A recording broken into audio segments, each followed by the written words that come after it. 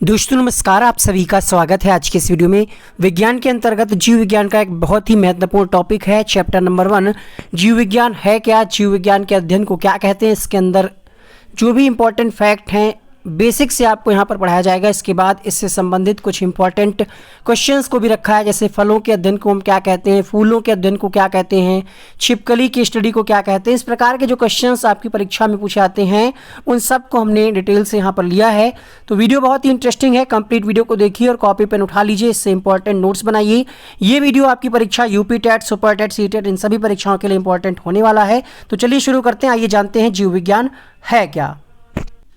तो जीवधारियों का विस्तृत अध्ययन किया जाता है, उसको हम कहते हैं जीव विज्ञान अर्थात बायोलॉजी।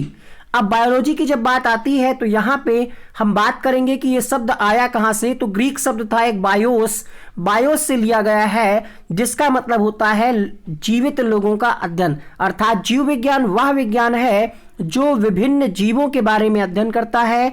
एक जीवित जीव, एक कोशिका वाले बैक्टीरिया या कई कोशिका वाले जीव भी हो सकते हैं। अब अगर हम बात करें यहाँ पे बॉटनी की और दूसरी जो इसकी शाखा है जूलॉजी, उसके बारे में हम डिटेल से बात करेंगे। अभी आप इस वीडियो को एक लाइक करिएगा ताकि हमें मोटिवेशन मिल सके। तो यहाँ पे आप देख सकते हैं एक प्रश्न पूछा जाता है कि बायोलॉजी के जनक कौन हैं, तो आप क्या लगाएंगे। बायोलॉजी के जब जनक आपसे पूछा जाए या जीव विज्ञान के जनक पूछा जाए तो अरस्तु ऑप्शन में दिया होगा। जीव विज्ञान की जो है दो शाखाएं यहाँ पे निकल करके आती हैं, एक है यहाँ पे जूलॉजी अर्थात जंतु विज्ञान, एक है यहाँ पे बॉटनी अर्थात वनस्पति विज्ञान। अगर हम बॉटनी की बात करें तो बॉटनी ग्रीक शब्द बॉटन से बना है और विशेषण वनस्पति से भी, अर्थात यह जीव विज्ञान की वह शाखा है जो पौधों से संबंधित है। कौन सी? बॉटनी वाली किससे संबंधित है? पौधों से संबंधित है। और कहा जाता है ये दुनिया का सबसे पुराना प्राकृतिक विज्ञान है। और अगर हम बात करें जूलॉजी की, तो जूलॉजी जो शब्द है इसके अंतर्गत कौन कौन आ जाते हैं और इसके जनक कौन हैं। जूलॉजी के जनक अरस्तु को माना जाता है, जबकि बॉटनी यानी वनस्पति विज्ञान के जनक थियोफ्रैक्टस को माना जाता है। इनकी एक प्रसिद्ध किताब थी, किसकी? अरस्तु की। ये किताब का नाम पूछेगा आपको और ऑप्शन देगा कि हिस्टोरिया एनिमलिया किसकी पुस्तक है। तो आप ध्यान रखिएगा, अपने नोट्स में ऐड करिए इस चैप्टर को। हिस्टोरिया एनिमलिया ये अरस्तु की प्रमुख पुस्तक है। यही अगर हम बात करें दूसरी पुस्तक की, जो कि आप इधर लिखी हुई देख पा रहे होंगे, father of botany. Father of botany किसको माना जाता है? तो थियोफ्रैक्टस को माना जाता है और इनकी प्रसिद्ध पुस्तक थी हिस्टोरिया प्लांटारम। तो दोनों में आप अंतर को समझिए और अपनी कॉपी में नोट करिए। स्क्रीनशॉट लेना हो तो आप ले लीजिएगा। अब यहाँ पे एक सवाल और बनता है कि बायोलॉजी शब्द का सबसे पहले प्रयोग किसने किया। देखिए यहाँ पे बच्चे कंफ्यूज जाते हैं, समझिएगा बात को। जीव विज्ञान आपने जाना क्या है, जिसमें हम जीवधारियों का विस्तृत अध्ययन करते हैं। इसके बाद दो शाखाएं आई, जंतु विज्ञान और वनस्पति विज्ञान। लेकिन जीव विज्ञान का जनक किसको कहा जाता है? अगर आपसे पूछे फादर ऑफ बायोलॉजी कहे तो आप क्या लगाएंगे? अरस्तु लगाएंगे। फादर ऑफ जूलॉजी कहे जंतु विज्ञान तो आप क्या लगाएंगे? अरस्तु लगाएंगे। लेकिन फादर ऑफ बॉटनी कहे या फिर वनस्पति विज्ञान के जनक कहे तो उत्तर जाएगा थियोफ्रैक्टस के साथ। लेकिन एक क्वेश्चन बदल करके यहाँ पे पूछा आता है कि जो बायोलॉजी शब्द है इसका प्रयोग सबसे पहले किसके द्वारा किया गया। तो बायोलॉजी शब्द का प्रयोग सबसे पहले किया लैमार्क और ट्रेविनेरस ने। कब किया? 1801 में। ठीक है। जीव विज्ञान को दो भागों में बांटा गया, जैसा कि हम आपको पहले ही बता चुके हैं, जंतु विज्ञान और वनस्पति विज्ञान।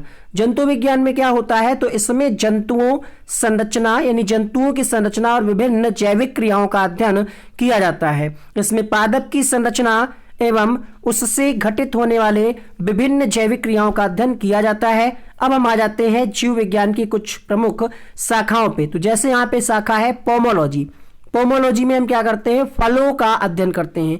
सिल्वीकल्चर क्या है? सिल्वीकल्चर और सेरीकल्चर अलग अलग हैं, दोनों की हम बात करेंगे। सिल्वीकल्चर का संबंध है पेड़ों के संवर्धन से है, काष्ठी पेड़ों के संवर्धन से सिल्वीकल्चर संबंधित है। माइकोलॉजी में हम कवकों का अध्ययन करते हैं और एपीकल्चर मधुमक्खी पालन से संबंधित है। एक क्वेश्चन आपकी यूपी टेट या सुपर टेट की परीक्षा में जरूर आएगा इस टॉपिक से। एंटोमोलॉजी क्या है? तो इसमें कीटों का अध्ययन किया जाता है। पीसी कल्चर में क्या होता है? मत्स्य पालन का अध्ययन होता है। और पुष्पों का अध्ययन पूछ ले तो आप लगाइएगा एंथोलॉजी। पक्षियों का अध्ययन हम करते हैं आर्थिनोलॉजी के अंतर्गत। वृक्षों और झाड़ियों का अध्ययन करते हैं डेंड्रोलॉजी के अंतर्गत। अंगूर उत्पादन चला जाता है विटीकल्चर के साथ। अंगूर उत्पादन विटीकल्चर, ध्यान रखिएगा। सोरोलॉजी में होता है छिपकलियों का अध्ययन। ओफियोलॉजी में होता है सर्पों का अध्ययन। सेरीकल्चर की बात आई यहाँ पे तो रेशम कीट पालन का अध्ययन करते हैं। और अभी अभी आपने जाना था कि कवकों का अध्ययन हम करते हैं किसमें, माइकोलॉजी में। अब कवक हो गया तो यहाँ पे शैवाल छूट रहे थे, तो शैवालों का अध्ययन होगा फाइकोलॉजी। फाइकोलॉजी की स्पेलिंग ध्यान से देखिएगा, जैसे आप साइकोलॉजी पढ़ते हैं उसी तरीके से यहाँ पे पी साइलेंट रहता है, PHY, ध्यान रखिएगा। फाइकोलॉजी इसको पढ़ा जाता है। वर्मी कल्चर केचुओं के अध्ययन से संबंधित है। ओली कल्चर जैतून के उत्पादन से संबंधित है। हिस्टोलॉजी जो है, हिस्टो होगा यहाँ पे, हिस्टोलॉजी ये कोशिकाओं और ऊतकों के अध्ययन से संबंधित है। साइटोलॉजी की बात करें तो ये कोशिका का अध्ययन करता है। और यहाँ पे कैरियोलॉजी की बात करें तो केंद्रक का अध्ययन इसके अंतर्गत किया जाता है। मोरिकल्चर ये शहतूत की खेती से संबंधित है। अब इससे जुड़े कुछ इंपॉर्टेंट प्रश्न आपके सामने। पहला क्वेश्चन, ऐसे ही आपको अगर चैप्टर वाइज सारी तैयारी कराई जाए तो कैसा रहेगा। इस वीडियो को ज्यादा से ज्यादा लोगों तक शेयर करें और आपका फीडबैक हम जानना चाह रहे हैं कि आप मेन फोकस आप किस एग्जाम पे कर रहे हैं, उसी हिसाब से हम आपका सिलेबस कंप्लीट करवाएंगे। पहला क्वेश्चन आपके सामने है, फादर ऑफ बायोलॉजी के नाम से जाने जाते हैं। क्वेश्चन नंबर 1 से 30 तक हम चलेंगे, तो एक कॉपी पेन उठाइए और 1 से 30 तक ऐसे आप नंबरिंग कर लीजिए ताकि आप चेक कर पाए कि कितने आपके गलत हो रहे हैं। तो फादर ऑफ बायोलॉजी की बात आती है, यहाँ पे उत्तर जाएगा क्वेश्चन नंबर 1 के लिए अरस्तु के साथ, अर्थात ऑप्शन नंबर सी सही होगा। जीव विज्ञान शब्द का प्रयोग सबसे पहले किसने किया? ऑप्शन है वॉन मैल ने, लेमार्क तथा ट्रेविरेनिस ने, अरस्तु ने या फिर पुरकिंजे ने। दूसरा प्रश्न आपके सामने, तो आंसर होगा यहाँ पे लेमार्क तथा ट्रेविरेनिस ने जीव विज्ञान शब्द का सबसे पहले प्रयोग किया। अगला है यहाँ पे हिस्टोरिया प्लेंटरम पुस्तक के लेखक कौन है? थियोफ्रैक्टस, हिपोक्रेप्टस, अरस्तु या फिर डार्विन। क्वेश्चन नंबर 3, तो ये किताब है थियोफ्रैक्टस की, ऑप्शन नंबर ए यहाँ पे सही होगा। हिस्टोरिया एनिमालिया पुस्तक के लेखक कौन है? ऑप्शन सेम है यहाँ पे, क्वेश्चन नंबर 4 आंसर कीजिएगा। ये पुस्तक है अरस्तु महोदय की, ऑप्शन नंबर सी सही होगा। साइकोलॉजी में किसका अध्ययन किया जाता है? सॉरी, फाइकोलॉजी है यहाँ पे। फाइकोलॉजी में किसका अध्ययन किया जाता है? शैवाल का, कवक का, विषाणु का या फिर पारिस्थितिकी का। क्वेश्चन नंबर 5 आपके सामने, तो फाइकोलॉजी में हम शैवालों का अध्ययन करते हैं, आंसर होगा यहाँ पे ऑप्शन नंबर ए के साथ। डेंड्रोलॉजी का संबंध किससे है? झाड़ियों के अध्ययन से, वृक्ष के अध्ययन से, ए और बी दोनों से या फिर पुष्पों के अध्ययन से? बताइए, डेंड्रोलॉजी का संबंध किससे है?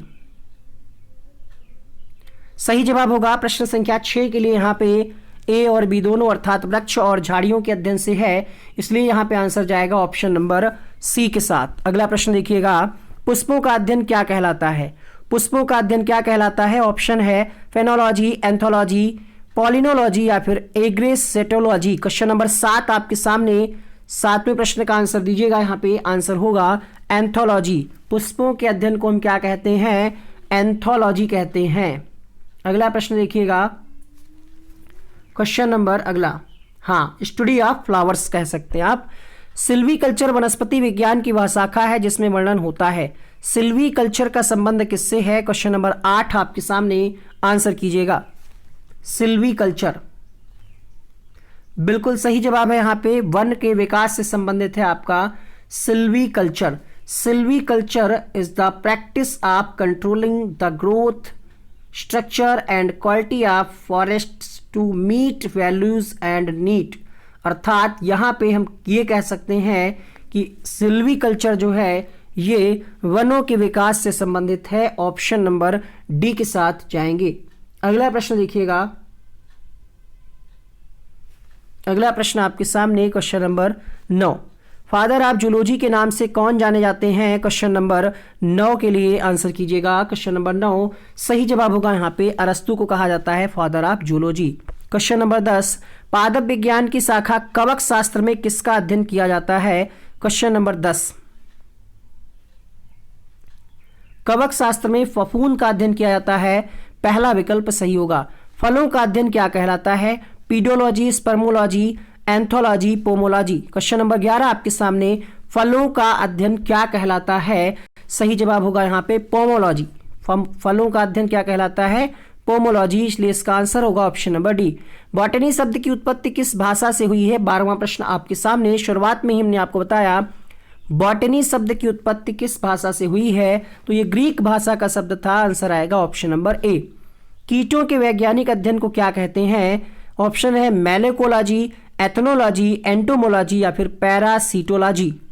क्वेश्चन नंबर 13 आपके सामने। अभी देखिए आपको थोड़ा सा लग रहा होगा ये चीजें कि क्या है, क्या दुनियादारी है, कंफ्यूज हो रहे होंगे, लेकिन जब आप ये बार बार पढ़ेंगे, एक बार में हर चीज जो थोड़ा सा एक जैसी चीजें होती हैं, हर चीज में यहाँ पे लॉजी लगा है, मतलब अध्ययन से संबंधित है, तो एक बार में नहीं आएंगे। आप एक बार हमारा वीडियो देखेंगे, नोट्स बनाएंगे, दोबारा आप इसको पढ़ेंगे अपने नोट्स से, तब आपको चीजें समझ में आएंगी। तो इसका नोट्स बनाते चलिए।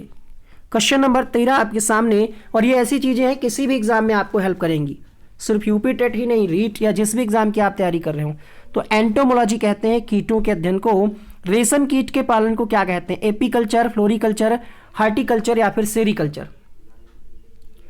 रेशम कीट के पालन के अध्ययन को क्या कहते हैं? बहुत पॉपुलर प्रश्न है, बहुत परीक्षाएं इस प्रश्न को पूछ चुकी हैं, बट ये टॉपिक ही ऐसा है, ये ट्रेंडिंग टॉपिक है, इससे प्रश्न आता ही आता है। तो यहां पे प्रश्न संख्या 14 आंसर होगा सेरिकल्चर से संबंधित है आपका ये सिल्क फ्रेमिंग अर्थात रेशम कीट पालन। वर्मी कल्चर में प्रयुक्त वर्म होता है earthworm, tape worm, thread worm, silk worm. ये वर्म के प्रकार हैं। वर्मी कल्चर में जो वर्म का प्रयोग होता है वो होता है आपका अर्थवर्म। ऑप्शन नंबर ए यहां पे सही होगा। कैरियोलॉजी में किसका अध्ययन किया जाता है? पारिस्थितिकी, विषाणु, कवक या फिर केंद्रक।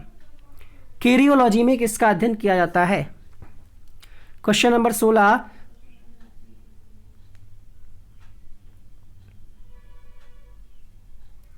बहुत बढ़िया यहाँ पे क्वेश्चंस की सीरीज है। अगर आप पूरी कंटिन्यू फॉलो करते हैं रेगुलर वीडियोस को तो बहुत अच्छा आप रिकॉर्ड कर पाएंगे। केंद्रक, ठीक है, आंसर होगा यहाँ पे ऑप्शन नंबर डी। केंद्रक के अध्ययन को कैरियोलॉजी कहा जाता है। ऑप्शन नंबर डी सही होगा। विटीकल्चर में किसका अध्ययन होता है? Question number 17। विटीकल्चर में आम, अंगूर, सेब या फिर संतरा। तो विटीकल्चर में अंगूर उत्पादन का अध्ययन होता है। ऑप्शन नंबर बी सही होगा। ओलिकल्चर में किसका अध्ययन किया जाता है? ओलिकल्चर, ओलिव ऑयल पढ़ा है आपने ना?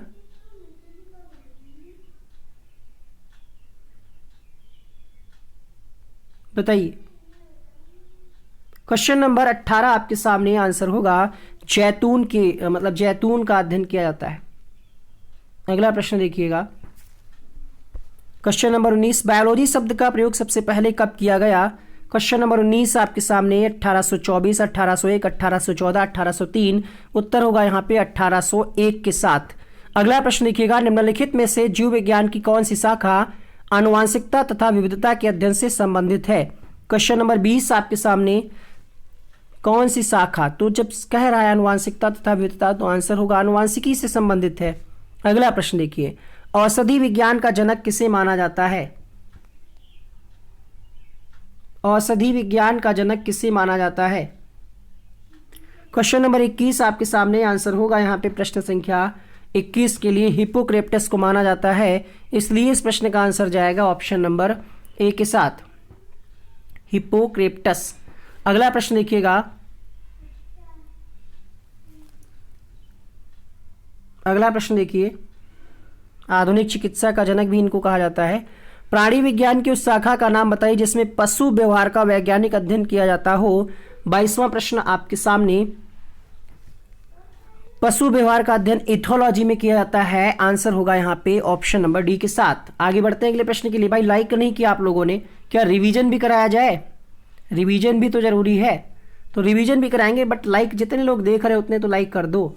एथोलॉजी में हम पशु व्यवहार का वैज्ञानिक अध्ययन करते हैं, एनिमल बिहेवियर। अगला प्रश्न देखिए। ऑडेंटोलॉजी विज्ञान की वह शाखा है जिसका संबंध किससे है? ऑडेंटो से आप क्या समझ रहे हैं? डेंटोलॉजी, डेंटल का संबंध किससे होता है? ऐसे तोड़ लीजिए तो आप आंसर करेंगे यहाँ पे दंत से संबंधित है, ऑप्शन नंबर सी। हृदय और उसकी बीमारियों के अध्ययन से संबंधित विज्ञान को क्या कहा जाता है? हृदय से संबंधित है तो आंसर क्या जाएगा? कार्डियोलॉजी। ऑप्शन नंबर ए यहाँ पे सही होगा। प्रतिरक्षा तकनीकी का विकास किसने किया? यानी जो वैक्सीन आती है, सबसे पहले वैक्सीन की खोज किसके द्वारा की गई? एडवर्ड जेनर ने। इन्होंने चेचक की टीके का आविष्कार किया। नवजात शिशु की 3 माह तक की आयु के अध्ययन को क्या कहते हैं? Chorology, neonatology, conchology, nematology. Question number 26 answer होगा यहाँ पे प्रश्न संख्या 26 के लिए नियोनेटोलॉजी। नियोनेटोलॉजी। कितने नए प्रश्न आप सीख रहे हैं, आप अच्छी जगह पे हैं। गलत हो रहे हैं तो क्या दिक्कत है यार? गलत हो रहे हैं तो कोई दिक्कत नहीं है ना। दिक्कत तब है जब आपको सब आता हो, फिर आपका क्लास करने का मतलब ही नहीं कुछ, मतलब आप फिर विद्वान हो गए। ठीक है, तो यहाँ पे नियोनेटोलॉजी में हम अध्ययन करते हैं 3 माह तक के शिशु का। अगला प्रश्न देखिएगा, उत्परिवर्तन के सिद्धांत का प्रतिपादन किसने किया? प्रश्न संख्या 27 आपके सामने। आंसर होगा 27वें प्रश्न के लिए डी ब्रीच के द्वारा किया गया, इसलिए इसका ऑप्शन नंबर सी करेक्ट होगा। रक्त में एंटीबॉडी एवं एंटीजन के अध्ययन को क्या कहते हैं? Question number 28। एंटीबॉडी और एंटीजन के अध्ययन को कहा जाता है सीरोलॉजी। ऑप्शन नंबर बी के साथ जाएंगे। घाव का अध्ययन क्या कहलाता है? ऑन्कोलॉजी, कालोलॉजी, डर्मेटोलॉजी, ड्रोमेटोलॉजी। घाव का अध्ययन क्या कहलाता है? क्वेश्चन नंबर 29 आपके सामने। आंसर होगा यहाँ पे ट्रोमेटोलॉजी। ऑप्शन थ्योरी विद 29 क्वेश्चंस हमने आपको इस वीडियो में करा दिए हैं। उम्मीद करते हैं ये वीडियो आपको पसंद आया होगा, तो लाइक जरूर कीजिएगा। और इस टॉपिक से आपकी परीक्षा में एक प्रश्न जरूर पूछा जाएगा, इसलिए इसके नोट्स जरूर बना लीजिएगा। यहाँ पे कुछ अन्य वीडियोस के थंबनेल बन करके आ रहे हैं, उनको आप क्लिक करके देख सकते हैं। वीडियो कैसा लगा कमेंट बॉक्स में बताइएगा जरूर। मिलते हैं अगले वीडियो में, तब तक के लिए नमस्कार, जय हिंद, वंदे मातरम।